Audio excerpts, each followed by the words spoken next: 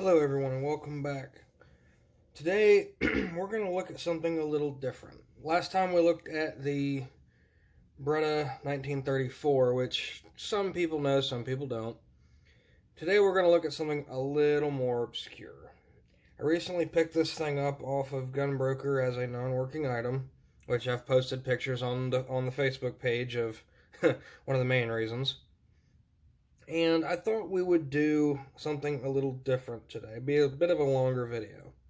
I'm going to go through some of the history of this piece, and then I thought we'd do a little bit of a parts breakdown. I'm currently awaiting other parts to come in for this. So while we're waiting on those, which will be a separate video, I thought we would go ahead and take a look at it. So, the first thing you're going to notice is, yes, it's missing grips. Those are one of the parts that are coming in. Hopefully within the next week or so, I'll have those. So, the gun was developed rather early, and dreyse is not actually the name of the guy who invented it. Dreyse was just a well-known name, and I cannot remember the name, RMM was, and I'm not going to try to pronounce that. You can kind of see, maybe, focus, please, maybe. There you go. That, had it. That right there. I'll post pictures of it later. That right there is the actual name of the manufacturer that used Dreyse's name when they made the gun, because Dreyse was well known already. So, weapon was developed, released in, I believe it was 1908. It was made up in 1907, and it's a really strange design. From what I know, it was originally marketed toward the civilian market. But when World War I rolled around, the Germans did not have many pistols. In fact, a lot of countries didn't have many pistols. A lot of them were still using revolvers and things of that nature when the war broke out. So everybody was scrambling, trying to find, we need a semi-auto, self-loading pistol. What are we going to use? So Germans picked these up and decided to start using these. These are chambered in 32 ACP, and I personally like the cartridge because Europe went crazy over this cartridge when it came out.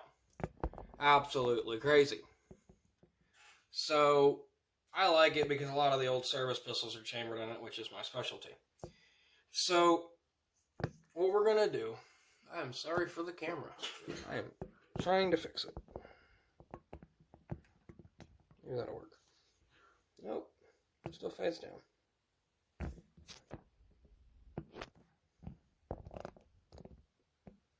Maybe that. We'll try that. Yeah, it still slips. Oh well. Anyway, what we're going to do is go ahead and take a look at it. Now, what's cool about this is the barrel that we got on the gun originally, which, as I posted in the pictures, has a cracked barrel. Definitely something wrong. Not safe to fire. What's cool, God help me, let this thing focus. Focus, please. Maybe.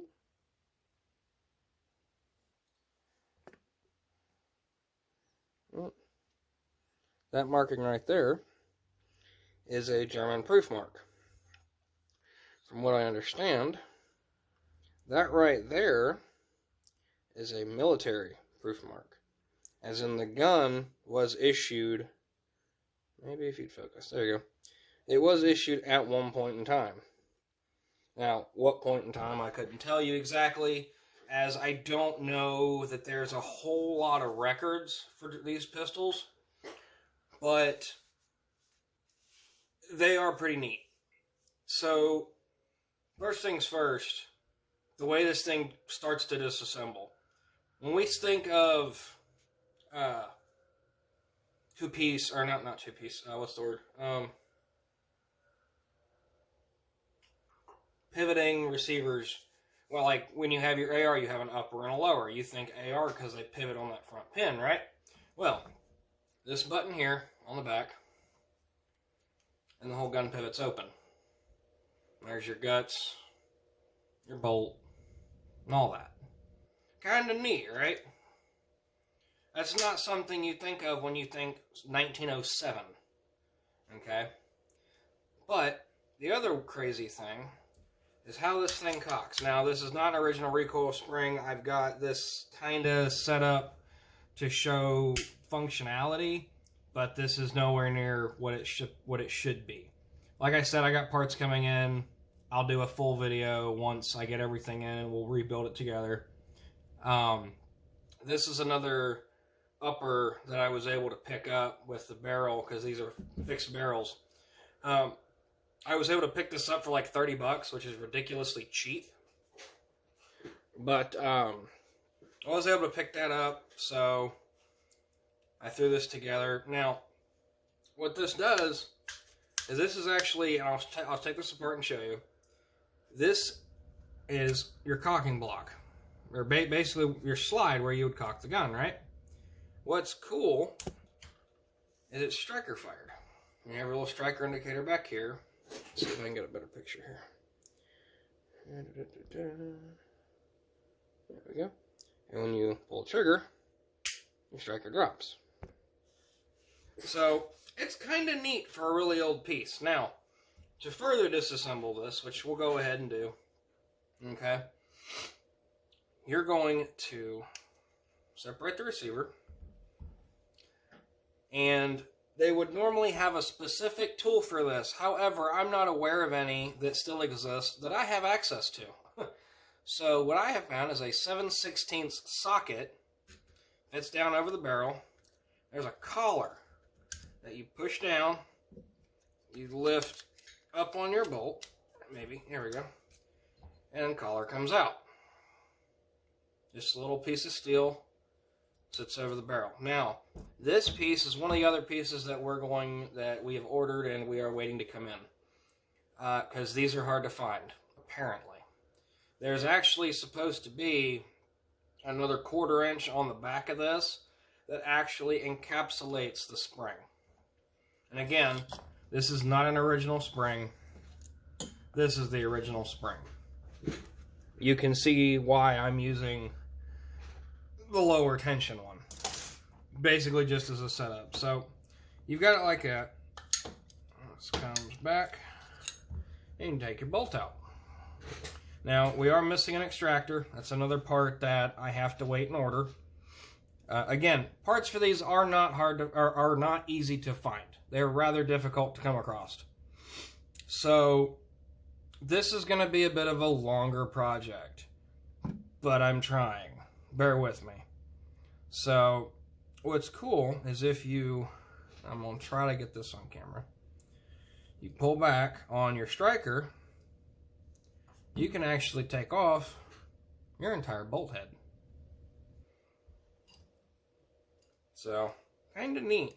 I like this little piece. It's different. It's not something you see every day.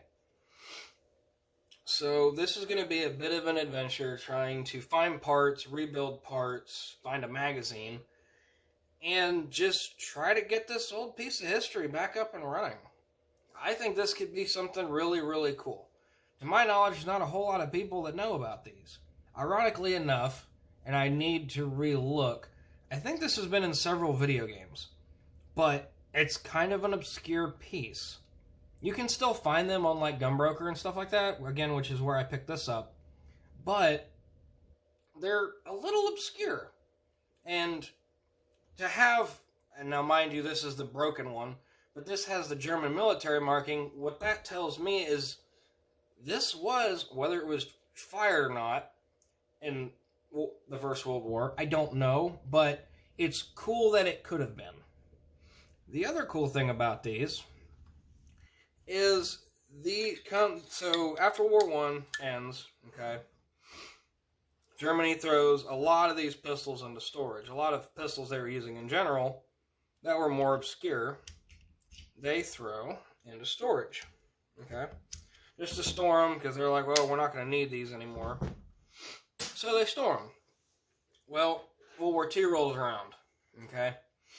And everybody's thinking, okay, Germany's got they've got their Lugers, their P-38s, FN 1922s is another one. I actually have one of those. I might do a video on that later. Let me know if that's something you guys would want to see. These were, when in 1945, maybe late 44, when Germany's kind of started shifting and they weren't winning anymore. You had what I believe is called the Volkssturm militia. It was basically small militia groups that were in Germany that were fighting back. A lot of these, to my knowledge, a lot of these that were left were pulled out of storage and given to the Volkssturm militia so that they had something to use, because the German military was taking pretty much everything else and using it. But these were actually sitting in like storage and police stations and stuff like that, because apparently these were also used by the German police during like the interwar period, World War I.